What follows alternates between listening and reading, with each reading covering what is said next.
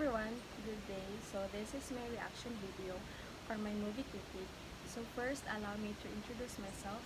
My name is Kimberly Batawan and I am currently taking the Bachelor of Science in Development Anthropology, first year student. Come on, let's go. Join me to critique and give feedback and comments about the Insyang movie. So first, I would like to inform you that I chose the Insyang movie directed by Lino Broca, and this movie was released December 1976. The center of this movie is Insyang, a young woman living in a slum area in Manila. So this movie is all about dealing with family conflict, betrayal, harassment, and of course, harsh realities of life in the Philippines. So makita nato sa movie no nga harsh reality gid siya, like poverty, of course, pinaka dito rape case, diba?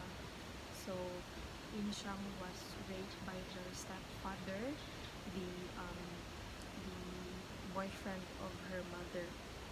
So sa life ni Insyang dito is makita gyud nato nga nag-struggle siya, and then she faced those struggles with dignity and resilience gyud. The movie depicted on how Philippine government works, diba? So sa makita nato until now, ang corruption sa Philippine government karon was huge good siya. And then the inflation itself, taas gid kayo ang mga pamaliton karon, mahal na kayo ang bugas, daghan na kayo mga presidents ang nangagi, pero those promises are meant to be broken. Ang mga tao dito is they are used to from that situation. So even now, until now, ga-exist gyapon ang poverty, diba? Kay that's how economy works daw. Kailangan yun daw na ay pobre sa isa ka country, diba? And of course, kung na-observe or nakita ninyo ang isang movie, kay ginapakita po nila kung ang value sa money before o sa karon nga generation is totally different. Kay imagine 5 pesos is enough na sa ilahang daily for their daily supply, diba? Sa isa ka adlaw makakaon na sila, makapalit na silang daghan for only 5 pesos or 10 pesos. So I've noticed sa na-scene dito ang the mother of Insyang and her stepfather is was playing some gambling games, and then after that they went home and they stated na sila nga at least nakadaog sila og 5 pesos. So imagine 5 pesos is enough na gyud sa ilaha para makakaon sila sa isa ka adlaw ikatulo. Ang second scene nga ako ang na-observe is katong Insyang beg for tanan na lagi magtanan sila sa iyang boyfriend. Hindi na niya kaya ang grabe nga pag maltrato sa iyang mother sa iyang. So her boyfriend promised her that he will take care of her daw. Pero nag-adto sila or nag-rent sila apartment. So diba, apartment naman ang tawag sa ato aron. And then ana ang landlord or tagiya dito sa nagaparent og room is 18 pesos. For only 18 pesos naa na kay apartment sa una. So imagine ang kwarta karon is lisod siya pangitaon, dali lang siya gastuon. And ang kwarta karon is even more higher than sa una. Kay ang kwarta karon is dako siya value, yes, pero ang inflation sa ato ang economy is nagkahinay gid siya og taas po.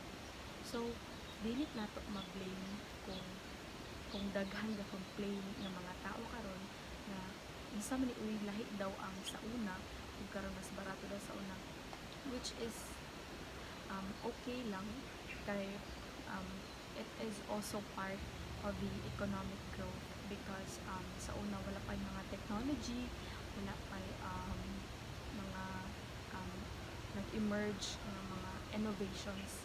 So as I said earlier, I was amazed by the movie. Those characters, of course, Inshang's character, Inshang itself, na-amaze ko sa iya ha, kung unsa siya ka-brave, kung unsa siya ka-strong nga pagkababae. I would like to say na the movie is great because kabalo ta sa una nga dili pa gyud kaayo high-tech ang mga technology, diba? And then dili pa gyud kaayo fully developed ang economy sa una. So ang pag-represent nila sa movie is nice siya, and then makaingon gid ka pag mutanaw ka sa movie is murag mobalik ka sa old na panahon, like nindot ang makaingon ta nga dili kay nindot ang quality sa movie, pero na-deliver nila og tarong kung unsa ang message nga gusto nila i-convey sa mga tao.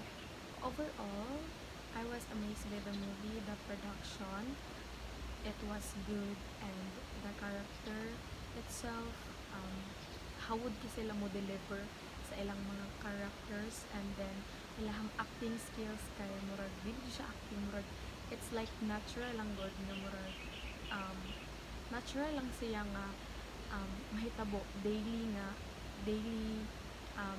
life good sa mga tao, mura siya dili siya salida yan na good kumbaga. So of course ang movie is si Inshang bida dito leading actress, so na ano gid niya na convey niya or nahatagan din niya justice ang character ni Inshang dito, ang dili man sa ingon nga revenge, pero nakuha niya ang justice nga para sa iya, diba? Kay which is na-rape siya sa iyang stepfather, and all of those struggles she experienced throughout her teenage life, diba? So maka-amaze si Inshang and others characters kay